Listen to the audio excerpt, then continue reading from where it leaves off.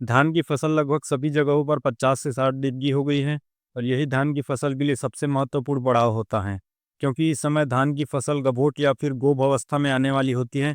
लेकिन आखिर में जाकर जब बालियां निकलती हैं तो वो छोटी रह जाती हैं, उनमें दाने नहीं भर पाते या फिर कहें तो बालियां खाली रह जाती हैं और यहीं पर हमारी सारी मेहनत बेकार हो जाती है और पैदावार उम्मीद से बहुत कम देखने को मिलती है।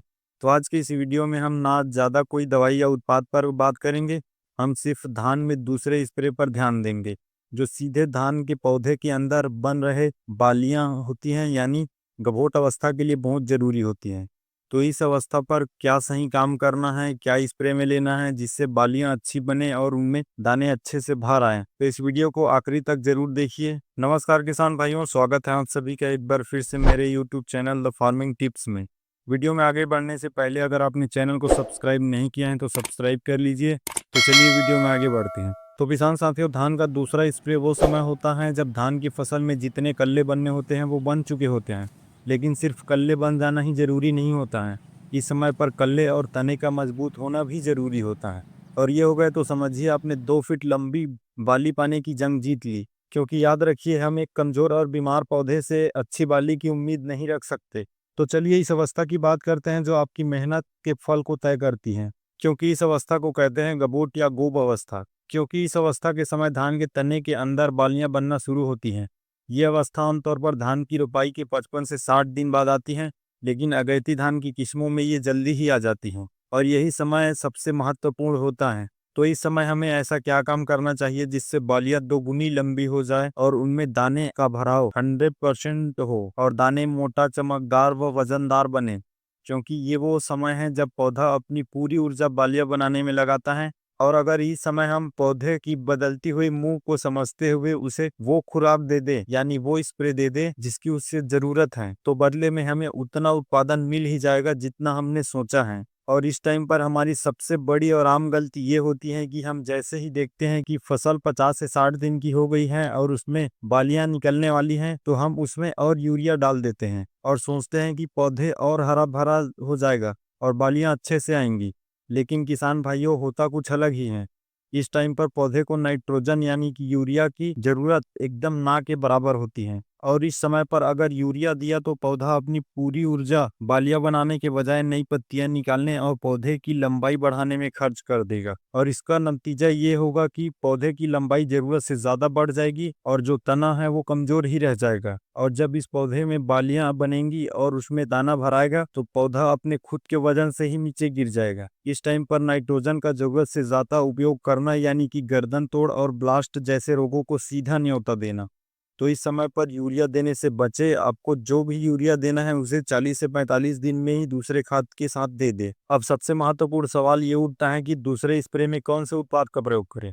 इस टाइम पर धान की फसल को सबसे ज्यादा 2 मुख्य पोषक तत्वों की जरूरत होती है, पहला फास्फोरस और दूसरा पोटास। और इन दोनों पोषक तत्वों की पूर्ति करने के लिए सबसे बेहतरीन खाद होती है NPK 05234। जैसा कि आप नाम से ही समझ सकते हैं कि इसमें 52% फास्फोरस होता है और 34% पोटास होता है। पहला है फास्फोरस, जो आपने बुआई के समय या फिर पहली खाद के साथ आपने जो DAP के जरिए फास्फोरस दिया होता है वो पौधा इस समय तक पूरी तरह उपयोग कर लेता है। और जो इस अवस्था पर आप NPK 05234 दे रहे हैं जिसमें 52% फास्फोरस होता है, ये पौधे की गभोट अवस्था आने पर भी जड़ वृद्धि में मदद करता है, जिससे कि क्या होता है, जो जमीन में दूर पड़े पोषक तत्व को भी पौधा आसानी से ले पाता है, जो सीधे बालियां बनाने में मदद करता है। दूसरा काम ये करता है कि ये पौधे की तने को भी मजबूत करता है, जिससे पौधे में बालियां आने के बाद भी पौधा नीचे नहीं गिरता है।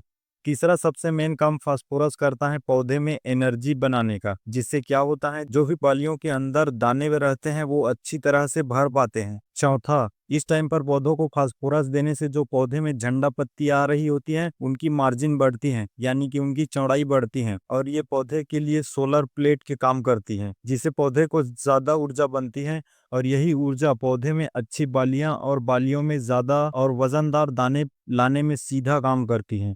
इसलिए इस टाइम पर फास्फोरस देना बहुत जरूरी हो जाता है। अब वही बात करें दूसरे सबसे जरूरी पोषक तत्व की, तो वो है पोटास। पोटास का काम बालियों में दाना भरने के साथ सेल एलॉन्गेशन का होता है, यानी बालियों की लंबाई बढ़ाने का। इस टाइम पर पोटास का काम एक ट्रांसपोर्टर की तरह होता है, यानी जो पत्तियों द्वारा खाना बन रहा होता है उसे सीधे पाइपलाइन की तरह बालियों तक पहुंचाता है जो तने के अंदर बन रही होती हैं। जितनी तेजी से और जितनी ज्यादा मात्रा में खाना बालियों तक पहुंचेगा, बालियां उतनी ही तेजी से लंबी होगी और अच्छी बनेंगी। और साथ ही दानों में स्टार्च की मात्रा को भी बढ़ाता है, जिससे बालियों के अंदर जो दाना बन रहा होता है वो अच्छा मोटा बनता है और अच्छा चमकदार होता है। इसी के साथ पोटाश पौधे के तने को अंदर से मजबूती देता है और साथ ही पौधे की रोग प्रतिरोधक क्षमता को भी बढ़ा देता है, जिससे इस अवस्था में आने वाली सभी प्रकार के रोग से लड़ने के लिए पौधा पूरी तरह से सक्षम हो जाता है। और साथ ही सबसे महत्वपूर्ण बात, ये पौधे में आए हुए तनाव, चाहे वह पानी की कमी से हो, किसी रोग की वजह से हो, उसे भी कम करता है। और इनके डोज की बात करें तो आपको इसको 750 ग्राम से 1 किलो तक प्रति एकड़ के हिसाब से स्प्रे के रूप में उपयोग में लेना है।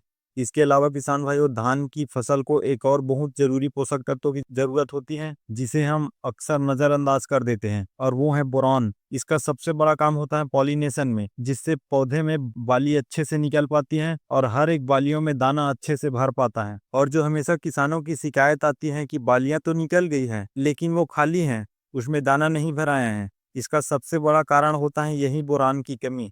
तो क्या करना है, 20% वाला जो बोरान आता है उसे 200 ग्राम प्रति एकड़ के हिसाब से स्प्रे में उपयोग करना है। और स्प्रे करने से पहले अगर आपको फसल थोड़ी कमजोर दिखे और पत्ती हल्के से पीले नजर आए तो आपको मिक्स माइक्रो न्यूट्रिएंट्स का भी उपयोग करना है। ये NPK 05234 को सपोर्ट करता है, जिससे पौधे को zinc, copper, iron, manganese, boron, molybdenum जैसे पोषक तत्वों की कमी नहीं होती है, जिससे पौधा हरा भरा रहता है और बालियां अच्छे से बन पाती हैं और हर एक बाली में दाना निकलता है। लेकिन किसान भाइयों, ये बाली आने वाली अवस्था पर धान की फसल में खतरा और भी बढ़ जाता है, क्योंकि इसी समय पर तनाछेदक और पत्ती लपेटक कीटों का हमला धान की फसल पर बहुत ज्यादा हो जाती है। और अगर इसे कंट्रोल करने के लिए आपने सही दवाई का उपयोग नहीं किया तो फिर चाहे आपने पहले कितनी अच्छी खाद दिया हो, स्प्रे दिया हो या कोई भी दवाई दिया हो, सब धरी की धरी रह जाएगी और फसल पूरी तरह बर्बाद हो जाएगी। तो इस समय आपको सही टेक्निकल का प्रयोग करना है, जैसे कि कोराजन को, जिसमें क्लोरेंट्रानिलीप्रोल 18.5% होता है। ये नई तकनीक से बना हुआ बेहद असरदार कीटनाशक है और इस ग्रुप के कीटनाशक की सबसे बड़ी खासियत ये है कि ये तनाछेदक और पत्ती लपेटक जैसे कीटों पर डुअल एक्शन के जरिए, यानी कि सिस्टेमिक और कॉन्टेक्ट एक्शन दोनों के साथ कीटों के अंदर होने वाली गतिविधियों को रोककर कीट को पूरी तरह खत्म कर देता है, जिससे कि कीट फसल में किसी भी प्रकार का नुकसान नहीं कर पाते हैं। तो अगर आप पौधे की जरूरत को समझते हुए उसे वो स्प्रे या फिर कीटनाशक देते हैं तो पैदावार तो बढ़ेगी ही और साथ में फसल की क्वालिटी भी बढ़ेगी, जिससे आपको बाजार में दाम भी अच्छा मिलेगा। तो किसान भाइयों, ये थी जानकारी धान के दूसरे स्प्रे की। अगर आपको अभी भी धान के दूसरे स्प्रे से जुड़े सवाल हैं तो आप कमेंट में पूछ सकते हैं। यह जानकारी अगर आपको काम की लगी तो वीडियो को एक लाइक कर दीजिए और अपने अन्य किसान मित्रों को भी शेयर कीजिए, और ऐसे ही जानकारी के लिए चैनल को सब्सक्राइब कर लीजिए। धन्यवाद।